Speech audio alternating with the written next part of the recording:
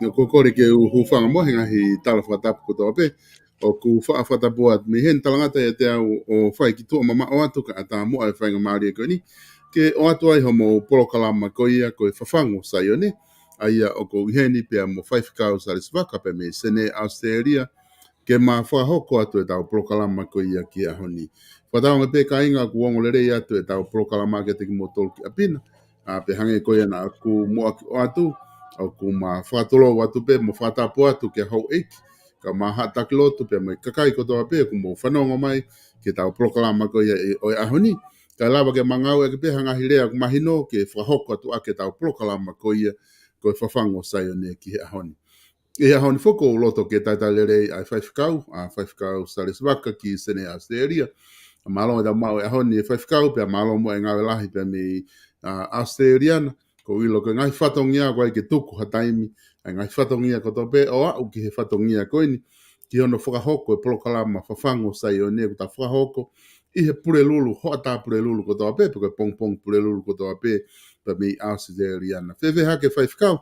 Whewheha ke ai koloko sene pe moe tunga mo iai he ngahi ahon tunga pe te whewheha mo uhaha ki he tuhetai ni mi whaifkau ko ngari i lere e uha pe ko mo whokio la ahe ngahi ahoni. Ia malawa pitsolo ko whawhetai lahi ki he eigi ko uhi ko ene whakalao lao ana tula ko uhi kai whakakato ai ta polokalama ko ia whakawiki e ulere i he ope pia go whakamore atu he kai kembe mao ai whainga maari o ta polokalama i wiku o si ko uhi he nai seti ai ta polokalama me hotere ka nai kai ke fungau lelei ai wifi ai hotere. mga tuungai o kai ke lava e ta polokalama pea. Ka ia a honi solo koe fonuani o lale lei a honi. Ai na to kamata la ane afi solo ka oku ko osi mari watu ai mau foi to uha a tawhea taha. Pea o toi claim moia e bureanga. Pea mahalo e tawhaki koe taha mau fiu he nofo he vai, mere mo he vai. Ka e tawhaki taha bei tuwake mau lo maki ai peka mau tau claim pe paanga e bureanga. Koe tāpua. Koe tāpua. Ta koe mea koe usai ai solo. He kui kai koe hange koe ni tala whakatata i hange koe ni ko Cape Town anok mau i ai. Ka pau ka foi apia o tāwhea ai ke foi ape e hongo fulu. Ko pau ke claimi katoa ai submit ai kolo. Mari. Koe taha ia foi mea ko sio koe ki ai. Koe ui he o kia ne ki ke ana mo tonga. Ko tonga ia koe ka hoko ha tufa o ha tokoni pe hanga tonu pe ia ke api ko whai ngata ia. Koe tū koe a sene ni koe lavea foi api taha ki he api taha afe ko pau ke kawa katoa ai foi kolo. A hono claim tatau ai pepe na ke kau ai pe na tai kau ai. Koe whakatoka ngā ia nge tāpua ko ia. Aia ko hi whako mautolu ia koe lavea pe ai ki whareka. Ai hou mai ai vai ia i he tawhaako ne wharekai. Ka koe uhi, koe fuoloa nge koe ia, koe mau tauto ai pe ia he hotel solo ko fōi familia no pōtere. O fōi ko no inga ulua ki pe fōki kai koa no fōanga o seifi ko hi fōanga mo hake anga e kau fulau e veva. O whakatatau ke futu unga ko ia whakatu tāmaki o e mahaki he ahoni. Koe whituia e waweta hono uesia kita moto whamiri me ai. Ka koe lotu ia o kai tuku koe uhi ke teke atu pehe matapa e ho te re whaingata. Kai ke, koe lawe ki ai ke ko o whehui, le leipe ai whituoni, pia koe ki ongongo no pia me whituoni, pia kuru. Toki la apea ni afu moe honi. Ka ko osi whakailonga e mau fui tā whea taha, ke toi tuwatu moia ke claim he pureanga. Yeah, I got Nima again, Solo. Nima again. Mana tu ko ki foi va time benia e hoko e ko fai ta momoko. Pe ko me ya ko tu ngai mau ai he me lele be family Solo. Ya i ka ngata ai ka lava lele be ngai fatongi a whakalau mari no whakahoko e Solo malo apito kau whakafokia. Malo. Vai ficar ko ta hai ha ngongo fa fia ia I he ta fa aki ko. Ne ngo ku ange ko fa matala ko mo foi I a family he no fo hotere pe hiki holo ko ngai time hotere pe foto ta ma ki fo ko nge ko ta no ko nga ko follow atu ai ka kai me muri alo atu mo foki ko nga ko ngai to ma haki ko ni ko to nga to I he mamani Ka taimi tatau pe foki ko o ku hange ko tala noa ko me ani o fa fia he fa matala ke fai ne o ka pa ko haki api pe e wa noa ku esia na to he vai e ma monu ai pe me toenga ko ia fo I sabep ko ia ai ko ta hai ha me a mato aki mahu inga mo oni pe fa fia he taimi ku pe he ai o ku winta pe foki a seria na e pa mo manu slani mga fonu ala hi murini pe tau sama he time lai. Ka ko neongo ia ko tok fofua hoko ni Australiana me a ko ia ke mo ta fea pe he fo I winta ko ni fai fkau E solo o ku ai me whakapuri a ku hoko. Whakamamani lahi. Pea te ulave be ki ai kono hinga he whakatoi tape. Ko hi neongo I ta nofo e polokam whakatoi tapuka te ulave I ko hi mana tui ko polokalama na ne ulaki tuku atu ai ongo whanongonongo ko ia ko ta ofe o tua ai huhu ke huhu atonga. Kena e os kailanga ki ia he tau ia e taha me iua ki mua ka toki hoko mai o ka topa ai kolona. Pea ko mea tatau pea ku hoko I Australia ni. Ko Australia ni ko osi lava pe ia o te ke na hanga confirm ka ko na osi maha loi ya o na lolo tonga ngau e whakapuripuri ke kumi o spray aki ai whahinga whaito o ia i o lunga he ao o malawa i ke mahua mai ai vai go ia he mei tō e vai ia he foi feitu pau pe ko stake di ka pate ke hanga whakatonga i whakarerei o kai ke uha ko toa asleria ia ka kuhange ko ni uha pea Queensland ya lere mai pe ko uha ko ia o mai ke kolo ko na ko tawhia mau pe ko hono whengai fo ke turi mai kakai ko mau area i sene ko tiwai e to e uha ko toa pe ia ko no inga e lavea tiwai ia lavea mo Camden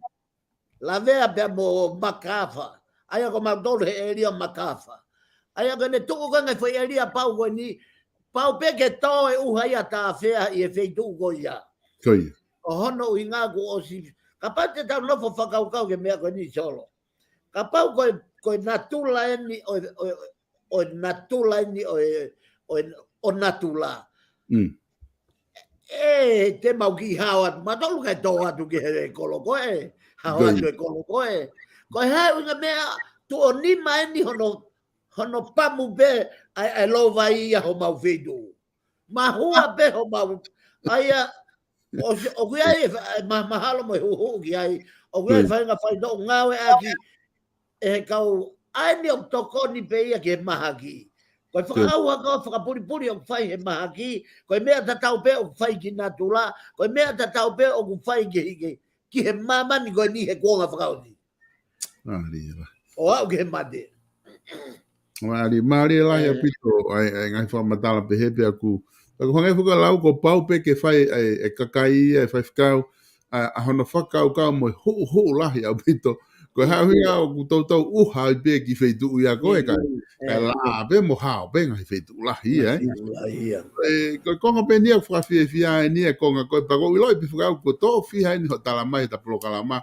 como si fo ia pito pe fam como loto familia ke foki ko pe foki da fei tu e ta mo foki api ka ko mahalo fai fica o guai ai tau se atu ko time go ha o ko claim la la ko ne ua claim again hono ni mame pure anga ma guai ko ngai familia ma kuna osfo he uha pa una tamai o fa mai ke tuko uha ka ne ai pe ko ke tuku ki ai pe ke te afo claim ke on ia o bona pito ka tau tok foki ai ka pa ha afo claim hongo fu ko ne le ta ne sai na ya ko ne o ti me foi que me hongo fulu te te ko te toho pe ko ya o to e fkatawa ka do tau api ki tai la me mi tau api me fica ko ia ko anga beta ka hua mo tala no ke tunga ku ai no fo hena ka ko tu ko taha ko to pe ka kai ko to pe ku e ke mahu inga nge na ta fia na te pa nga he na ta fia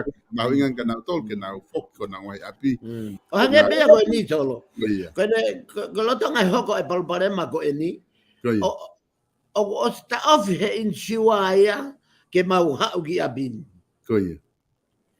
o sta of ia ya ko me be na fetu taki ki ai o ga POLOKALAMA mahu inga akia ka ku kai ke huia ki fare o falere be e tu ai he ya toki ta faka atai e inchiwa o ngata be go hau ki he fetu ko nulere ta POLOKALAMA o kai ke to huia ki fare ko inga o ga no inga ko no inga he ko ngai report ko to na ave ko time ko na e hawe e na ngai access ki whakamahu inga e ke tala mahu inga mo hafua ko taimi ko e te nau huma ia ai langa ai inchiwa ku nau hau ko ia te nau toi whainolo ai umea ko ia pakapate namna tolu ko o singahi atu ia e mau tolu ko se atu atu mea pea ko mea rewa hoko te nau lava e na to kancheri e inchiwa mon lahi apito e fa ficar ko tu pe ku hanga ko fatala noa ko ki tau ilo ko fe ma veni ma taimi te mau ka do nga we ka mo foki api ko nga fe tu be ta solo ko am ki mu apa da ko ta POLOKALAMA ta fakao nga tu ki tonga ko civilization ko politicare eni ko lotu eni ko to tabu en La vea api e nima toho katoa e submerge. Koia. Ko hono uhinga. Ko e mea koe ke tufa toho holo o ki kai ke whakaotua mea ko ia solo. Koia. Ko foi aonga e da Polokalama e aho ni la fai hariri wai. Koia. Ai ak malu i he tufa katoa e sapep o ne malu i e ia ai ko tufa to holo fili mana ko be ko fili pa te ngai api o te sai ai ka tu ka te ngai api ko ke te fuilo he tu fa te be ami ko tau mua e bolit kare ko tau mua e bolit kare ko tufa tatau pe ata ki tua o ki kai ko ata o e fai to tonu e tangata ka o fai to tonu e lao ko to ki he to ko taha ko to ape masiva tu mari ka vea milionea ka e ka uia ka pat neongo na ka ye mea hono api. Pau pe ke oang hono inasi o nei ai. Koia. Fo bito be mahu inga bito ko foi poini aku tahanga tua ke atu konga ula ke ta Polokalama ai au ku asime be pela ko continue foga asteria ka ku totonu be ke fai ha muy nga e fangi fonua ke hangotonga mo nga fangi fonua Pasifiki ke nga me lele pe he ku lava o taki mai e nga fonua la yang ko Australiana ko New Zealand ka ke he fai fika te ta foki mai ke ta Polokalama ko ilo pe ko e Polokalama ko na ta whakahoko i he ngahi wike ko ni ko osi na ta lue mai tau he ngahi Polokalama whakalelei he ngahi Polokalama ke lau ai wholofola ke ngahi kaweinga matu aki mahu inga au pito na ta talanoa ki ai he ngahi Polokalama ko ia ko ta situ o ki ai ko e aho ni ko ilo i te ta foki mahe aho ni ki he Polokalama ki he whakau ko ia ko tui ko taha ia mea mahu inga pe ko ila ko o wha ia whai whikau ko taha ia ha fo ilea o ku mahino pe ia ki he kakai kotoa o wha kotoa ini ke ilo ipe ko ki hono loloto ko ia o e talanoa e wholofola ki he o wha pe ku fu wa usia kotoa ai taha kotoa ka kulava pe o wha ke hoko ia hoko he mo ui whafoi tui hoko i api hoko i he family hoko i he kolo pe moe pa mai fonua ka te o atu ka te koe pai whikau ko ilo be ke te ke lava o vete mai ai ofa pe moanga o talanoa ki ai e wholofola ko ngā ke tau wako ko toa i he ahoni whai whikau. Ia, malo solo pea koe hangepe koe ta Polokalama ta tuku mai ai Polokalama na ta loa ki kamata pe foko ta whenga ke toho mai e foilea koe mooni, koe hae lau ai wholwhola ki ai, pe koe moe toi tapu. Pe ta hiki me ai ke whoilea koe tautea, ko hono uhinga he koe natula ia o anghala, ko pau pe ke oange hono tautea, koe uhi, he koe uhinga ia na e hoko mai ai a sisu kalaisi. Na ta hiki me ai ke whakamau to tonu, ko hi o talanoa e mahu inga o e konistu tone ko hi koe whakamau to tonu, pe na ta hau mea, koe ahon solo ko fie lave ki he uho, pe koe mafu, pe koe moui anga o e mea moui ko toa pe koe whoilea ko ofa. Kui. Pea e solo ku whonu ai tohi tapu i he potu tohi ko toa pe ku lave ki he ofa. Pea kou ilo ko ki hoa pe taha, o ku ta Polokalama ai, pea o ku kai ke whe unga ki hoa taha, ke tahanga whakamatala e nau, pea moi ulunganga o ofa. Kui. Aia ka kou whie to'o peha potu tohi e ua, ko uhi ke taha me whakau motua, pea taha me whakau who'ou, ke ta nofo ai i he uhinga o e ofa. Aia koe to'o mai pepea me he tohi lao, pe koe tohi konistu tone, aia na e whaki ki a Mosese i te talo no me wahe o no, pe koe vesi wha, pe moi vesi ni ma, o kune o mai ai whakakau ko ia, whanonga mai a Israeli, ko si hova ko o tua koe o tua pe e taha ia, whai ki ai ho o ofa, sio ke hu ai whoilea koe ofa, Ulaki koe ofa ki he otua. Kai ke tala mai ke tau ulaki ofa ko tau ngahi mari, ofa ke pureanga, ofa ke tui, ofa ke hou eiki, ofa ke masiva. Tala mai ai he foi ulaki pe ofa ki he otua. aki ai kotoa o loto, ho lau maari ho ata mai bea mo ho iwi. Na ta osivete fo uhinga fo ilea ko ni ai loto lau maari ata mai iwi, pea me fo ilea whakapitania ko personality. Ai ko personality, ko mea ku ilo ake tangata, o ku common lewa ki ai loto lau maari, mo iwi, mo malohi sino.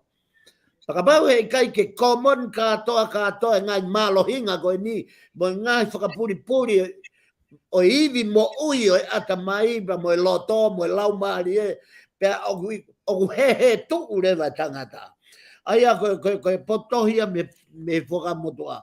Taha mea ke potohi ko speri, ki a sione vai tolu veso fulu mano, ko foi potohi pe e ua te tanofo ai he aho ni, ke ta whenga ke tahanga o lului ai foi natula o e ofa, pe a mei he lau e tohi tapu, ko hae lau e tohi tapu ai. Ko speria sisu klais ne fai sione, pe ko vai tolu veso o fulu mano. Ai au pehe. He nai ofa pehe, ai otuaki maman, ko ia na ne foaki, hono alo tofe e taha ne whakadubu. Ko hi ko ia kotoa pe e tui bigi tai, kia te ia, ke aua na auha, ka ne mau e mo ui tai ngata. Sia ko onga foi potohi ko ni e ua, o ta to'o pehe a honi, ke ne hanga whakamatalai, ko hae lau e toi tapu ki e ofa. Lai ko tō koe e foi rea koe o wha solo, mai e whainga fuanga ta hanga whotu ha foi whihui. Ha foi whihui ke ne hanga o whakawhihui mai ta wha ke taha, ka ta no fuat me ta wha ke tari. Ko hae uhinga e ofa. Ko hae uhinga e ofa. Pea ko hae ofa. Ko hae lau ke foi rea koe ofa. Aia koe ofa, koe ofa koe sino. Sino, koe sino ia e otua. Sino whakamaterie, hoko mai a sisu kalaisia sino ko ia, oi ofa. Hoko mai ihe huafa e tamai, ihe kuonga oi kau, kuonga e kau whakamau, kuonga e palahame o hao ai o hao ke kuonga e kau palawhita, o hao ai o hao mai ki he kuonga o ngata ia malakai, koe palawhita. Pe hoko mai rewa e sisu kalaisi e sino ha mai ai whataunga lea ki ai e kau ako ko human being. Hau rewa e sisu kalaisi o hau ia kakano o whiohi mo koe mua. Ka koe sino ko ia ko ofa ia e solo. Ko ofa ia. Ko no whakarea koe taha o whanonge foi whakarea koe nai whai he angelo koe he ne whakaha koe he pō nai alo ia ia sisu. Ko hao mau ha tala noa maari. Ki he kakai Isleri. He nai alo i ane nai i he kolo o te vita. Ha whakamo ui. Pe ai whakahingo ia ko sisu. Ko sisu ko ia ko no fofonga ko no sino. Sino tangata human being. Ko ofa ia. Na koe foi ofa ko ia e na ne huai ko to na ne tok whakaari ekologi. O ke whakato ngai solo. Talu e ne hono alo i he ai angai o e manu te amo e ne malanga e kosperi. Whakaae kui, whakaongo e noa, whakotu e mamatea, whakotu e mate. Whai kotoa e sisu ia. Ai nau o ene misiona. Toki au koe ki he aho koe na e whakamau i ai, pia au ki hono taki ia i he hala, mono kaluse whai, mono whip, mono tā, mono to'o hono kofu moe. Hafu e ngai mata kafo ko iao au, ki he ene pegia, he mata e tao, moe mata e whao, i hono ngai tau kupu moe mata, mono fofo ngai kalam daldala. Ko ene toki, folahi mai ia e foi i misi, ko e ko ofa i e sino tapu o e misaya. Pea koe ne hau ia, koe me uhinga ia, ai foi sione vai te tolu vesta ono. He na e ofa pe he ai o tuaki mamani, ko ia na ne foaki hono alo to pedane vatupu, Ko hi ko ia ko to pe tu big tai ya de ya ke o na ne au ka ne ma o e mo i tai ngata. Ko foi ofa ko ia ai ke tau pe ko hai ai ofa. Ko ofa ko mafu ia o tua. Ko ofa ko sino ia o tua. Ko ofa ko atamai ia o tua. Ko ofa ko laumari ia o tua. Ko ofa ko konsenisi ia o tua. Ta ko uhinga ia toi tabu. Pe ko toi ko nisu tone ko ne whamatalai ai sino, ai loto, ai laumari, ai atamai, ai konsenisi o sino mai katoa, whao katoa, whao ia he foi. Sino pe o tua, ai urea kia toi sione vai ta wha vesi ono, koi hala moi mo ui. Pe kai ngatai, sione vai wha vesi ua wha, koi o tua ko laumari, pe ka koi whae tau lotu, whae tau hu, kua pau ke whai I laumari, pe kua pau ke whai I mo oni. He kai ke aonga e tau lotu, ke whai I kakano, pe whai I atamai, pe whai I haongo, hatoe ongo I sino. Kua pau ke whakama opa sino e tangata. Sino, atamai, ai kurea kia te talono me, vai ono ves wha. Koe loto mo atamai, mo laumari, mo iwi. Ta koe uhinga ia e pehe atu, koe personality, koe sino ia, o whelala ve I hangeha uhila. Kua pau ke koneke ngahi iwi. Iwi ia o loto mo laumari, mo atamai ki he ofa ko ia nai whai kalaji. Ta koe uhinga ia o ku ma oni ai, ya uhinga ia ku hao ai, pa uhinga ia o moita ngata ia tangata o ka pau tene ma ai whahinga uhinga. Solo, koe lave bea ki ai o hange ko sione vai tol vesta no, ai a te hanga o ki tala noa I no be, paka pau ia me ai hao ai a ho ngahi whehui pe koe kau whanongo, pe ku ata pe ke ke nau tokoni mai. Ai a koe, sione vai tol vesta no, o tala noa rewa ke sino ko ia o tua ko ofa. Ko ofa I e sino o tua ko ula ki e nai foi, koe tohi koe ki foi vesi koe na, koe whehanga I e na e tangata lao pe amo sisu. Ai a ko niko di bas. Pea koe nana whanonga mai, sio ke unnganga niko di masi. Kai ke fie alu po uri ia. Kai ke fie alu aho ia na ilo mai kau whare si, ko alo tuku lolo ka sisu. Kai toku whakapo uri pa toki hu atu, ke wa ilo mahata. O whai ai ne ngai whehu e baptaiso. Koe na ia I he vesi, koe na mo ngai vesi ki olunga. Whehu e baptaiso, pea na whakahino hino ia e sisu. Pea hao wai o hao mai, ke ne hanga whakawhehu ia Mosese. Pea osi ko ia pa hanga sisu o vete uhinga, o ngata I he ngata palasa, e toa wha. Pea osi ko ia, pea awhi hake ki hena, o ne, pa koe tari ena sisu ka niko dimasi. Hena e ofa pehea o toa ki maa mani koia nan whake no alto peta ne whakatupu. Ko hui koia ko toa peo tui big tai kia te ia ke ona ne au haka ne mau ai mo I tangata. Whakatoka ngā I rewa I loloto ai ofa. Kui. O ku nofo hena fo I te kau e nima. Uraki. Mahu inga ho ofa ke otua. Ta koe ne ospe ofa ke otua, ofa ki ho kau ngā api. O hange peko ofa ka koe. Koe ofa, ku pau ke kau, e toki au e ofa pa toki aonga pe manawa foi whekau. Ke tui ai. Kui. Hei kai ke rea tau mutu pe ngata pe ia he, pe o kei mate pe whekau. Koe nea upe ai foi ofa ki he toko taha ko ia, pe toki manawa rewa, ai foi ofa ko ia. Ua, koe whaki. Koe foi mena uhanga e sisua whakamahino a tau tolu. Ka pau te tau ofa ata pe tai whai hafoaki, pe a kuia koe mate ai ofa. O kai rewa ke ngā au, ke mānawa e ofa ia. Kua pau ke whai e foaki ia. Foaki tau tolu ke he otua, foaki tau tolu ke masiwa. Aia ko hono to'o mai pe fo I kopi ko ia, ko mea ia hui ko fotokopi. O whakatata I he fo original. ko e ofa ai o tua o foaki mai hono alo na e ofa ai ka ko si sukalai.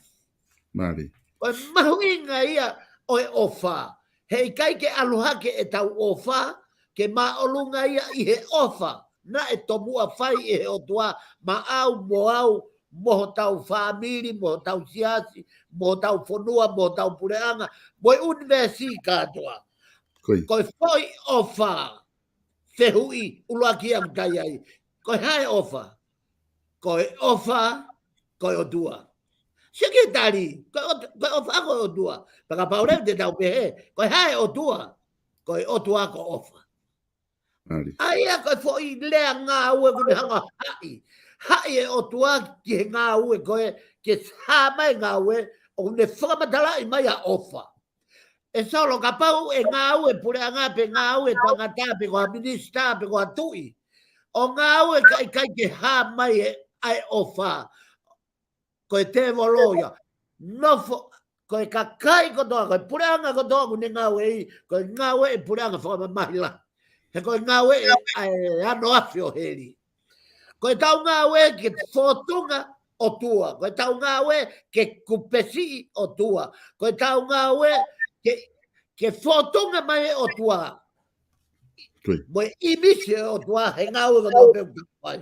Ko uhinga ia aia ko ne pe ko he nai ofa pe hea o tua ki mama. Si ko ofa ko nana ka ke whai maa tonga pe. Ke mahino a ki he kautai mahino i tonga. O koe kai koe ofa e nia na tō ia me o tua, ko uhi pe ko tonga ke tau ke pe he ki pureanga ko tonga. Na koe ofa ia koe ni na tō koe nia, koe fufo i keres tō mua ia.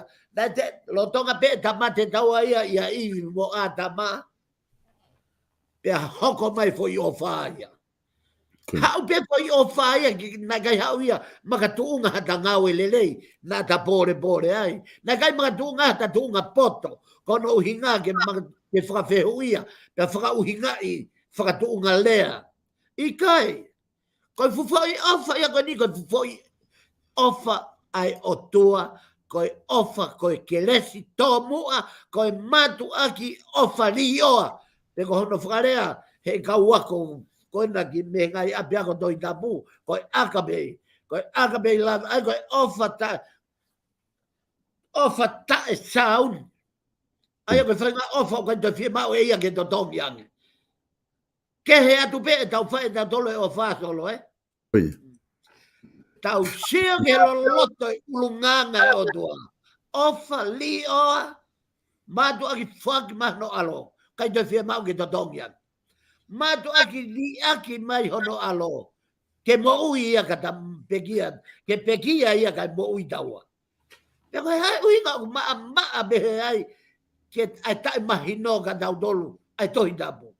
Koe tohi tapu koe ulunganga koe o tua. Koe tohi tapu koe sino e o tua. Koe tohi tapu koe fofonga e o tua. Whakatonga i lewa he ahoni mo e tau tangata. Kai ke nau toi toholo nau toi tapu, kai ke nau toi lau e nau toi tapu, kai toi o ke polkalama siasi, kai o au kai ke nau whanong ke folfola. Ai mea koe mo ui ai whamiri, mo ui ai siasi, mo ui ai puranga, sai, koe foi natula ia, oi foi vesi. Tala mai lewa he kupono tolu, mo tui tiki taiki ai. He koe tui o unehanga o mai e maa oni oni. Ka pau he kai ke tau tui tena, ko hai mea o mai he maa he. Ko hai mea o mai he tai tui. Ko e auha, ana kurea ki ai. Ai vesi. He nai ofa pēr o tua ki mamati, ko iana ne whaki hono alo to pēr taf ne whatupo. Ko hi ko ia ko toa pēr o tui, piki tai, ki a te ia, pēr hao ia he auha. Ko e ta whehu i ke he tau kau whanungo. O ke fie hao he aua. Pea kui kai koe auha koe toi toki tari pe ke hange hufanga e whakatapu ke hange ha mate ha monu manu. Ka koe uhi. Neongo e ta mo ui he taimini, neongo e ta lue holo mo tau i whamiri he aho ni, ka kui kai ke ngā ue e fo i pureanga tai wha aua, te ke tōko ke aua. O fia ma o pule anga tae au ha solo. Kai. Rako lindo vai ta nima ves nima noa. Pea koe mea ki he toto pea moe kakanoa. O kui kai ki na lava e naua hokosi e pule anga o tua. Ka koe whehui ai. He vesi. Ka koe hai uku ne hokosi e pule anga o tua. O ku hokosi e tae wha auha. Aia ko tae wha auha. Ta tau ia e laumarie. Tau ngā au e ke laumarie. Ko hi ka pau ke loto ke tolonga ho family. Hau foloa family, tu mario family, fia ho family, fia e fonua mo pureanga. Tau ngau e ke ngahi mea, pa mo ne Paula ki kolose, mo ngau e ke ngahi mea o olunga. Kai tungua ngau e ngahi mea lalo. E solo mo fulolo e talanoa ka kohi, taki ingata nengo ke kai ke osi ka kohi, ka o mahu inga, ke ta whanongo, ke ta polokalama. Malo pito o fai fikau ko tui koe. Ko taha eni ha whamatala mahu inga pito ko ke whai. Au ku maapo opo ai whamatala pia mahu inga. Pia te loloto. Ai taimu tau tala noa i koe ni ki he ofa. O koe mea ni o kau ke whakau kau fai fikau. Ko o tala noa koe ki he mahu inga ofa koe na e whahe he o tua. Pau ke whamatala i ai ofa. Pia mo whamatala i ofa koe o tua. Koe o tua koe ofa. Pa ke whamatala ke taimina e hasi noi ka fo i tatau mo ni behanga e pe ia fo i originalo. Ai pekia koe na e whahe o tua, ai ofa ko ia, nane whai mai ka tau tolu wha ui he kakai toko lahi koe ofa pe ia na e laku noa koe ofa na e o mai pe ia tu ngā pe ka tau tolu. O koe whainga whakau kau whai whikau ku o ku lava ke usio atu ai ke mo ui o ku tau whai e tau tolu whahinga kone ka whahinga tangata. O ku ai whahinga ofa ia o tau whai tatu he taim lahi. O ku tau ofa pe tau tolu ia ka hataha ke mau maha tau whahinga mea me iai. O ku ai whahinga ofa ia ku whai he nofo family ia. Hanga i koe ni ko whaseu whai whangi ai mea whaka eiki. O ku alatu kita o atu hapaanga e te au. Ke te tokoni atu mo te ofa. Pea si au koe hate mea kita ku te loto pe kita ke hau taha koe na tokoni kia io. O mai pe mea pe te lahi ange ai he mea na te atu. O koe ke whaalawa i he taimi lahi ngalo i tau tolu ai ofa koe nu ke tala noa ki ai whaifikau. Ai ofa na whahe o tuana ai o mai pe ia. Koe ofa pe ia na whai mai ka tau tolu na kai ke te hanga o tua ia o mai. Ha whainga mea ai koe hanga pe o tua whaki mai ofa ko ia. Ke whahinga tangata. Whaifikau koe konga ia ko maho inga ia i he tala noa koe ni ko ke whai. A ia koe whehu ia kia ko o atu he i he taini mi. Koe taimi koe ke tau whai ai hanga au e whakatatau ki he ofa koe ni ko ke tala noa ki ai. Ka tau pehepe tau tolu ia koe ngau e lere ia ku te whai. O ku te kauna kita ta whaaki whea. O ku te ui kita koe toko taha kita o ku te ofa ki he o tua. Ka pau tau whai pe tau whai ngā ue. O koe ke te ofa kita ki o to kaunga api pe te ofa ki he kakai masiva pe te ofa ki he. Ke hawhainga mea ke mahina ko te ofa ai whaifikau. Aia he kai ke ui kita ia koe whanau kita e o tua whaifikau e. Ia malopi solo. Koe whihui maari pe koe whihui mahu inga pe koe whihui o kuke hanga o mai. Ka kohi ka ta whoki mua ki he ta kawe inga ki he ofa. Kohi he kohona mo ni o whaka mo ni e nia me malae ka wako teolosia. Koe ofa o sino e ua. Aia koe aka pei o ui e nau tolu he ta whaketa koe aka pei lavi pe koe ha. Pea ui he ta whaketa koe Firos lavi. Sai, koe tō koe anga fwoi rea e ua koe ofa sauni, kono whakatonga eni, koe ofa sauni moi ofa tae sauni. Aia ko ho whehui, o kuke whehui mai koe ki he tawhaaki koe ai Firos lavi. E he tawhaaki koe ai ofa sauni. Sai, koe ofa sauni e ni, koe mahalo koe vete pe e ni, koe analaiso pe ai foi uhinga me he ofa sauni ko ne movete katoa ia e foi tariku ke fai. Ko ofa ko ia, ko fai nga ofa ia, ko ofa sauni, ko ofa atu kai ofa mai. Ofa ia koe na e fai siutasi, ofa ia na e fai e pita, ofa ia na e fai. Pea oku fai e mamani ofa ia ko ia. Ko e uhinga, aine oku hinga ki hen. Ko e taimiko oku maoa ki seniti ke ave ki ha tokotaha ke foaki. Pea osi ko ia bea, oku ia ave ke fai whekau. Ngowe, polo ke fai whekau. Polo ke no pere, polo ke tui. Koe whahinga ofa ko ia, koe ofa o kui kai ke aha no tāpua ki ona tolo. Koe kia no tāpua ki ona. He koe ofa ia ko ia, kui kai koe ofa masiva ia. Mana tui e fo i talanoa na talere he ongo a fo, he a fo. Koe o tua me do matau pia koe masiva me he. O whia maua i koe e si he o tua, tau ofa ki he maulalo. Aia koe maulalo koe toko taha o maulalo ia koe. Ka pate ke fuaki koe ke whaiwhikau tu maari e ngi ia koe uhala fuaki iau. Pea koe whakatonga, koe ofa sauni. Ke whainga ofa whatu tamaki. E koe ofa ia kune hanga whakahe i holo mo tamate i e Goldsberry. Ai ofa koe ia. Aia koe ofa koe ia. Tap pia mo lau maari maa onioni. Ko hi kauhanga o puaki e foi lea. Pea oua na whakanga iau e hataha o pehe ko lea tae tau. Koe ofa koe e whakanofo maari. Koe uhinga e te ofa hoto maari ke te ki umatu. Ki ai pia umamai. I kai koe ia tolo. Koe whiohi koe ia o whaka otua. He kua os whaka ata e otua. Pea o ku uhinga e te puaki ihe o pe. He ko os kore ke lau maare manioni ke ne whaka umai mua e uhinga. Ko hike mahino o i kai ke na te ria hangai whakaanga mai o pe. Ko rea ta e tau ihe o pe. Ko e ofa sauni ko nofo mariu ku ilonga lelei ai. Mea koto a peu te loto ke o whai e kita ke ki hoto hoa, he ku te ofai. Pea ke sauni mea ko ia ke whai e hoa, mai ka kita. Koe taimi koe o tau alua ke aka pei lawi. Koe matu aki li oa, li aki whaka au puri. O hangea koe foi ofa koe nai whai he otua, i he kolosi kāre ware, ki hono alo ofa anga. Koe ofa, a whei taula, koe laku noa, laku atu. Ai ofa ke mo ia haka kai.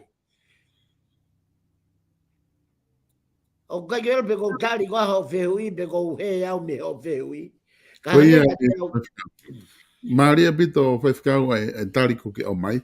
He ku o te loloto ange tari ko ni ke o mai ku hanga whakakalasi mai o wha ua. Pea ko tui mahalo ku ne lava ka pui loa e whakau kau. Pa me fehui koe na o atu. Pea ko tui pea ku mahino ke he kau whanongo ai.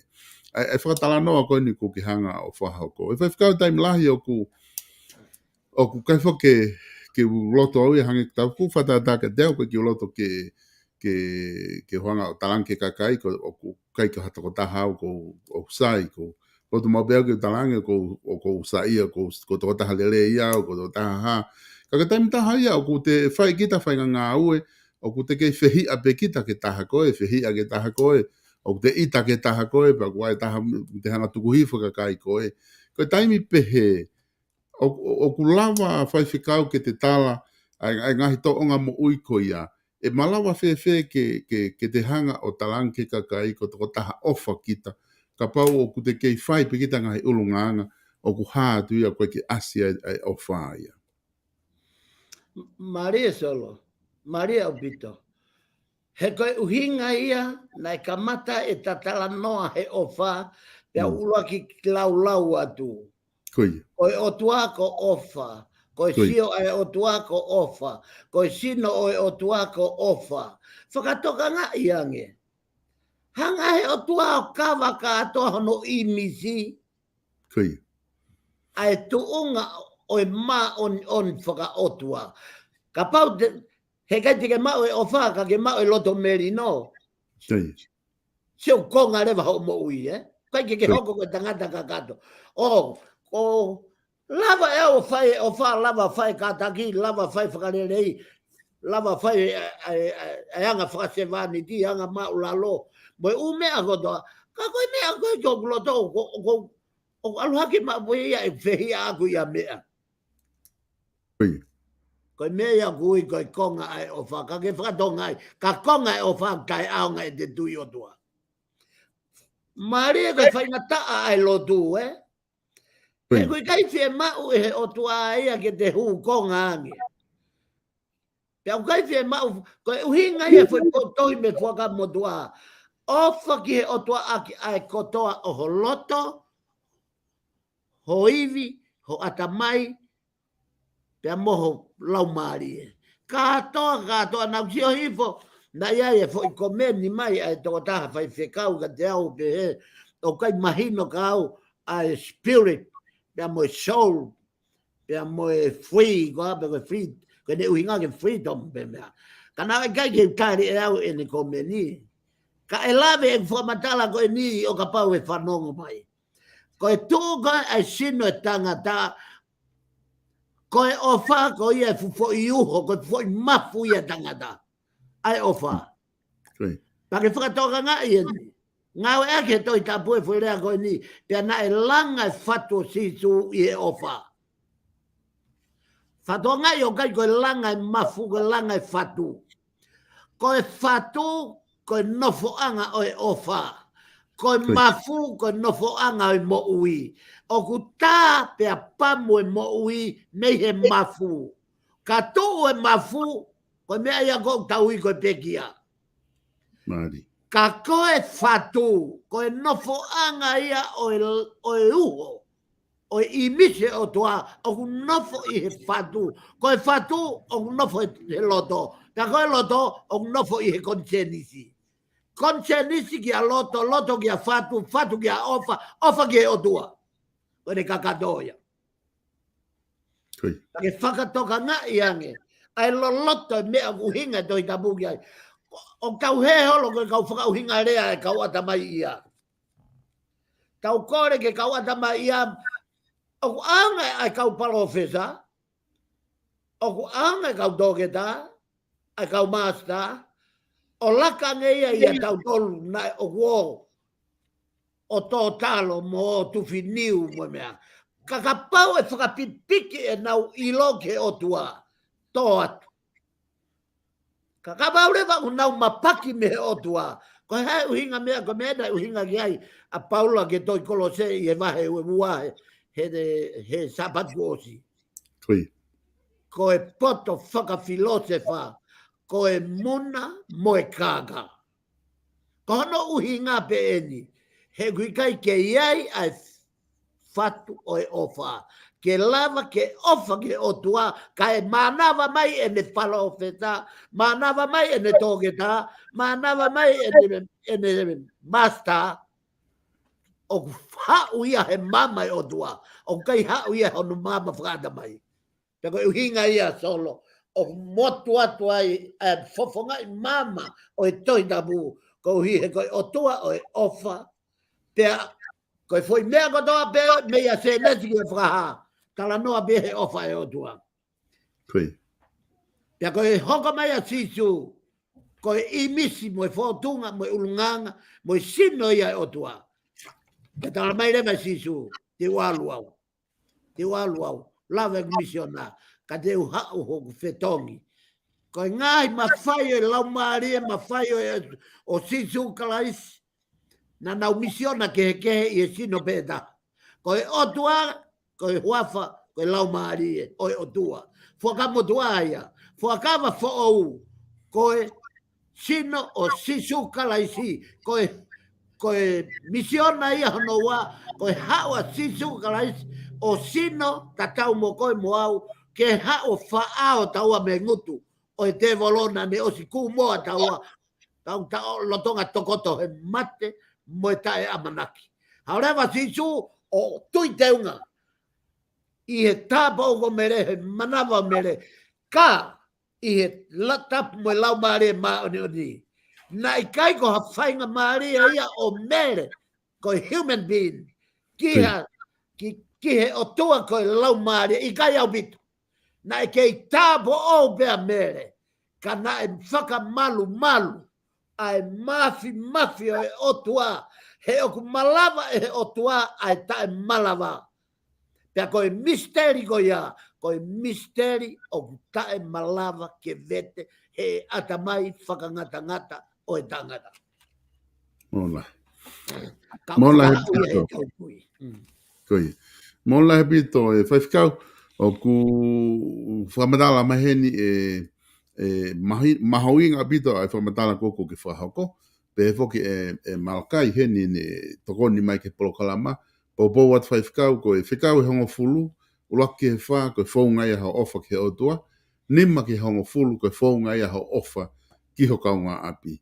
O hange peko ofa ki ho tamai pe mo whae. Ko tui ko e taha ia e tokoni ku o mai heni whaifkau e toko taha koini ku mui mai I he ta polokalama e ahoni ku ne o mai ai whakau kau ko ia. Pa ku ta whamalo peka malakai ku ne kau mai ko ia ki he ta polokalama. Ka e taimita tau whaifkau o ku mahino le rei ke te au he ahoni ko nofo koini o ku whahi o whamatala. Ka nofo o whakau kau whare rei ki whakau kau koini ku ke o mai. I he whehu I koe na ke whehu I koe hae ofa, pe na ke tari whuka ofa koe o tua. Ko hae o tua, pa koe o tua ko ofa. Aia ku vilo hake pe whi ta whaaki koe, holo I mai koe ofa, pe alake pe ofa koe o tua. Ko si o whoki he whaifukau ko whakaukau ati ke ngahi polokalama ko toa pe, me aho na ta polokalama o loa kia o mai ke ahoni. Ka ngahi polokalama ko toa ko ia, o kuke me whama opo pe ngahi polokalama ko ia, o whakawhela ave I pia mo o tua, mo ofa, pero ke rese ai o tua ki tau tole kakai o tau wako ko toa me ai. Koni ku taa o maine ahoni whaifikau ki he foi lea mahu inga ko ia ko ofa. Pea ko manatui hake ko whakaukau hake o manatui. Whaifikau ko manatui hake tohi ko ula korinto taha tolu. Mahapa ko vesi ula, koe ki o maoai vesi ka ko manatui pea ko ula korinto taha tolu, ne talamai foki. Ka pau he kai ke tau rea whakatatau mo ofa o ku hange pe ia ko ha tempa, ko ha sempare tatangi, pe ko ha no whahinga whakarea o vesi ko ia. Ka ko whakaukau ko he pe ko ha rea whakatatau ke he ofa whe. Ka ko ngā ke toki tifaini he ahoni I he tapolokalama ai, ko ofa ko o tua. Ai uhinga mai fo ka pahe kai ke tau rea whakatatau mo o tua. Whakahoa ke o tua. Pea ku tai aonga pe ume au taurea ke ai hoko pe ia ko fume au longoa a mga ime pe he.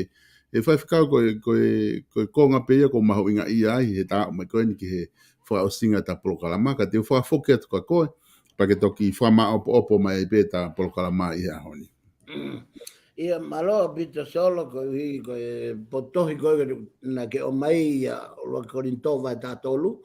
Pea mooni au pito ia ka kapate ke whatonga I pe ai foi potohi ko ia e lele hifo pe ko na mi o whamatala ki simpare tatangi uka mea ongo e tau whai e ofa. Pea ke nea uko I ki lalo ko vesi o fulu matolu o kune hanga I o whakamahino mai ai mea koe ni. Aua pea tā o ku tolonga pe atui a amanaki a ofa. A e toluni kai fungani ange a ofa. Maria. Tā koe tui o ku whika uruaki he mo ui e tangata ke mo I tui. Tā koe amanaki lelei ke tau ongo I koe ngau tau whai o toi ai e pure anga taha. Au na ke full stop I mamani.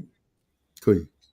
Hanga o mahi no I ho I mamani koe fo I ngau e mahu inga taha. O mai koe ki he mamani koe ni ke ngau e aki a sino e odua. Ko uhi he kui kai koe whaka o sia whai toka, ka koe matapaa ia ki he pureanga koe na uhi ngai e hoko mai ai o tua ko ofa. Koi. Pake hanga re whatonga e fui poto koe na ke lau mai, ko ia pean kono whaka o sim whaka map. Aua, tā koe o tā tolonga pe atui a manaki a ofa. Koe toluni o ku fungani, lelei taha. O kai koe lelei ange, lelei taha. Ko ofa. He ka hui ngau lere ia a ofa. Ai na fe hui he tufunga lao. Sisu. Alwa tia fe taulang mo sisu pa de hadia. Eik lele. ta foka si su talang ko hau ke ui ya ko lele Kui. ko hau ke ui ya ko lele o ke lo no hinga fa puri puri si su ki ai solo Kui. he kai ke lele ia he ko no hinga he gune ma o ia sino tangata ko lele i ko otua sione mai fa ve sua fa ko otua ko lau mari pa ko na to lo hu ya de ya fai i lau mari ya fai i moni na hu ko uhinga ya si su ke wa ia ko lele he ku ke sino kakano ia neongo ko otua ia ka kune ma o ia sino anghala tangata o te ke ia we tamin ko lele ka ua ko pegia pa foki ke tamai pa ke toki ia ko lele he ko otua ko taimia tok ma wa dunga otua sai o hange be ko fe hui ko o mai ko na ki he ke me a ke ta POLOKALAMA ko ma hui nga ia e solo ai ko ma hui nga ia o me ko ai foi idea ko ni ma hui nga ofa ko ofa ia to no ia ke ta POLOKALAMA ta wa ta ka ka ta ko no inga he ko ulunga nga o tua kapate ta ha fa ma o popo na ta kamata he mo oni ko si no ia o tua tapi be tahu aku no tapi mo o tua kui kai ko to ta puen ka ko ta fa hinga fa mahalo ko no ni mai ai mo ni mahalo ko no fofonga onaia ai fa mau do donu mahalo ko no va e ona ko si o que fa to ga ai leva ka to ngai me mi pa o tua ko ia no talere ai ta ko ne o sia ke pe talere fa ta ha mai no ta toho mai leva con istuto ne ko o falla e longa ta te ta ilo le ai to no ai patiko o au fo ka ta tolo e kau karistiane me he to ita ko me e solo ko ta ko tu be ko to si e ta mi ka ta fa ma o ai pe ta foki be ke foi poto hita o fama opo ai ko ulunganga pe o ka te ke ta foki ke solo ko o ko foto atu a revitiko vai wanima vesi uluaki ke wa malu na e fa o me e foi himi ko ni ma ono wa na hanga motonio fa u me ni ma ono wa ai foi himi ko ya ni ma ono wa he hime o isiliana na ko to o ya me to revitiko vai wanima vesi uluaki wa malu aya ko foi himi o pe hiva e ai ofalahi ko tai men dala ge himi hiva e ai ofalahi hota ko eri i mua na ane hifo ki mamani ke huhui ai popula o fae ka koha ofa ne fai ihe akau si sona ne mate noa ke huhui a koe moahu ke whakatonga i angi solo o ke whakatonga i ha ofa behe ta hoko hifu ke vesi wa kua poke e he whiri uhinga ia ke tau tō koe ia ātama mo iwi o ta hopo ate pe hai seini ki taua pe kai toi lava hano vete he koe tau toko au me anga hala pe kai toi ose anga hala koia ho ta hopo ate pe hai seini pe ki i kai lava ho ta vete alui ke vesto lu anga hala pe ki taua lahi fau e tahia kua hulu e moua i kai paanga kia ko taiku anga e na solo o i whahinga e tangata ka moui anga hala lahi fau e tahia he nā ta tupu he me he tupu anga o imisi i hia imisi i moua imisi i anga hala ya urewa ki ves whapea kua more ai tofi aho ta api i ihelangi oi whakapō solo. Kai te aha amanaki. Hanga he puna ki o tala mai. More tofi aia. Ho ta api ihelangi. Mari e toi whakakau na e au ki ai puna ke. Toi whakatau e ia. Uhinga ena ke pekia na e whai e sisu. Toi hanga e ia o whakatau o ne ofa aki mai. Whai pe e ia pekia, Fetongi e takovi, whakatau ataina ki taua, koe uhinga na tapehea nei, koe otua ko ofa, koe ofa koe otua. Koe. Toe whakatau e ia, o ne ofa aki mai. Koe ne whakatau ena nei whai ekolosi. Fetongi huhui, fetongi aki e ne moui, ai mate, kai o mai e mate, o aia ia taua. Ave e ne moui ana, o whakatau aki, ke toi whakafoki mai e moui, ke o mai ka taua nai mate, o ta moui taua, kai mate ia, pekia ia. Koe. Pake whakatoka ngā i rewa me ai, ai mahu inga o e ofa, ke ulunganga ofa e tangata. Ofa, ka aku ke minista, ka aku ke pare mia, ka more ofa, kai toi tonu hao ngā ue au solo. Koe. Ko rea mo nien me au sia o folfola. Ko ne more bea ofa meha tangata, kai toi au ngai a ke ne whai ha mea. He ko ne mea ko toa bea whai hala, hangea pua vai. Ko ne li be ofa, ko fua vai ia, ko ne mau bea ofa, he ko ofa ko o tua, ko ne o kakato ia, osko toa.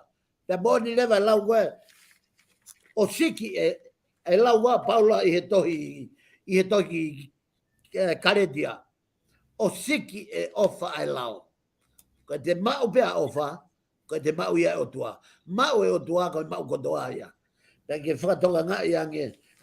Whakamā popo e ta polokalama i he ahanigo kore peke ta whoki mua ki he potohi koe ni. O whakamā opo me ai. Sione wahi wa taha vesta ni make ta whitu. Aia, koe whakamā opo ia o e ta polokalama he ahoni solo me he fafango SAIONE i he tuunga whakalau maari e o e polokalama koe ni. Aia, koe tala noa ena ki e toi tuhono tolu koe ati tu kua whoki a pita ia me he tautai tangata hiri hono ui. Hiri bebe ki a pa toi whoki ia talange eia ke kaua ko te toi whoki au o tautai. Whoki au ki o sen.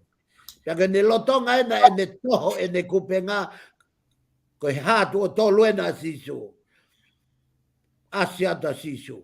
Koe asiat koe sisu pehe tala noa e folfola na nau feta kai me ne fiafia o mai ho i kai bege fihia maha ki mata i kata. Ngangau ho nau ulu. Ose ho nau podo. Hātua sisu. Talange sisu he mea a au e kupenga ki e mata o e waka. Pea i he foi tō fola mea sisu. Fiu ho no toho i kupenga. Pea nau tala noa e folfola na nau toe ui ke kau ngā tau tai takai ke nau woma tokoni ki toho i kupenga moiga. Ne hao sisu e ne hatu o tolu, ne hao whai e ne breakfast i, ka ne toa e ne foi whakamā opo e ta polokalama i he ahoni. Aia koe foi whakamā opo nai pehe e sisu. Saimone, foha sione, o ke ofa lahi a te au, ne tari e Saimone, i o eiki, o ko ofa moni a te koe. E whihui e sisu. Pe ku ofa moni a te ia. Ka ne oangi ai e foi whekau e tolu. Whekau e tolu. Whawhanga e ku whangalami, tauhi e ku whangasipi, whawhanga e ku whangasipi.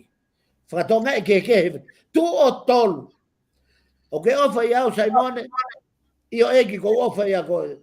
Saimone fōa sione, ke ofa moni au, si koe eke tu o tolu pe ai ofa, koe hinga i am ta hala i ke mafue, o tohi tapuko ofa. Whehu i tu o tolu. Ka tāri pe e sisu. Whawhanga e whangasipi, e whangalami, whawhanga tauhi e whangasipi, whawhanga e whangasipi. Koe whai lea repeat tu o tolu koe ni, o ku tau tangata kehe, na e uhinga ki aia sisu. Aia koe silo plus, tau pehe ke tau tahavalu, ko nau tolu ia na uhinga ki a sisu koe whangalami. Whawhanga e ku whangalami. Aia koe whatongi ai tauhi ke ne hanga o whawhanga ai whangalami. E nau ke vai. Alu mea ke tau tangata no wa ko tau ta hiwa ke tau fitu ngofulu. Na e tō ai e rea koe a sisu hono wa. Na e pehea e sisu tauhi e ku whanga sipi. Koe malohinga e ne tangata i natula, pe au kai ke toi whawhanga hange halami. Ka koe foi whatongia pe tauhi, ke tauhi mau pe whanga sipi, ke nau nofo mau pe i he loto a. Koe foi tauhi a da pe. Pe i he tau fit noa ke mate e tangata, koe foi tau tangata whakaosi ia. Pe toi foke tangata ia hano sino kakano o hange ha pepe. Pe toi foke repeat mai e sisu. Tala mai e sisu. Ke whawhanga e ku whanga sipi. Na e aluha ke i o lami, pe alua i o sipi, pe tukuange rewa koe foi whatongi ango e tau hipe. Kai tuke ne kumi pe ia e ne mo ui. Toi foki koe ke tau fitungo fulu, o foki koe ki he aho pe kia, ko toi alu e tangata i o hange ha pepe. Pe toi whakafoki mai e sisu, e ne repeat o pe he sisu, ke whawhanga e ku whanga sipi. Aia koe whawhanga e whangalami, tauhi e whakasipi, whawhanga e whakasipi. Koe uhinga e ke foi tau tangata e tolu. Silo plasi ke tāwalu, lami. Tāhiwa ke tau whitunga fulu, koe tauhi e whakasipi. He nau lava pena tolo, kaia nau tolu, nau lava pena toku me nau maui. Maka nea pe ke tau whitunga fulu ke ngu.